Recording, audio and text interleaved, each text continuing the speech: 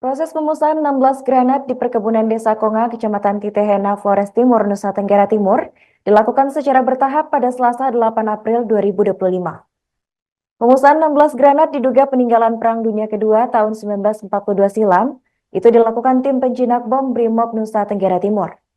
Informasi selengkapnya akan disampaikan oleh rekan kami wartawan Tribun Flores, yaitu Paul Kabelet. Baik, rekan Paul, silakan untuk laporan selengkapnya. Baik, selamat siang. Dapat saya laporkan bahwa aparat gabungan terdiri dari TNI dan Polri kemarin melakukan sterilisasi di lokasi pemusnahan 16 granat dan 393 amunisi yang sebelumnya ditemukan korban ataupun penyintas bencana erupsi Gunung Leutobe laki-laki di hunian sementara Desa Konga, Kecamatan Titehena, Kabupaten Flores Timur, Nusa Tenggara Timur. Pemusnahan bahan peledak dan berbahaya ini dilakukan oleh tim penjinakan bom atau J-Bom dari Brimob Polda NTT yang berlangsung pada Selasa 8 April 2025 sekitar pukul 10 waktu Indonesia Tengah. Dan proses pemusnahan berlangsung di perkebunan Desa Konga yang berjarak sekitar kurang lebih 200 sampai 300 meter dari hunian sementara, begitu juga dengan permukiman.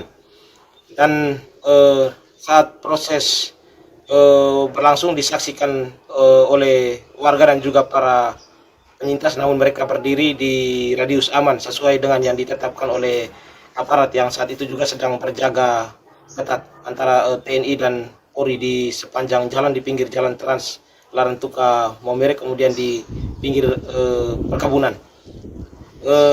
Saat pemusnahan berlangsung, terdengar ada aba-aba dari dalam hutan menggunakan pengeras suara, dan proses berlangsung kurang lebih 3 jam, dan pemusnahan itu menggunakan alat khusus, dan granat-granat itu sebelumnya sudah disimpan dalam lubang kemudian diledakkan menggunakan alat yang ditarik sejauh kurang lebih 100 meter. Proses pemusnahan ini terdengar ada bunyi ledakan sebanyak 7 kali, di mana 1 kali ledakan diperkirakan ada 2 sampai 3 granat. Dan sebelum diledakkan, aparat memberi aba-aba dengan hitungan mundur selama 5 detik, dan saat ledakan terjadi di hunian sementara terasa ada guncangan dan seperti getaran, sehingga hal itu membuat warga ketakutan karena suaranya mirip seperti letusan Gunung Leutobe laki-laki yang terjadi pada tanggal 3 November 2024 lalu, kemudian terjadi juga pada bulan Maret, tanggal 20 Maret 2025 baru-baru ini. Dan sejauh ini warga di Desa Konga kemudian para pengungsi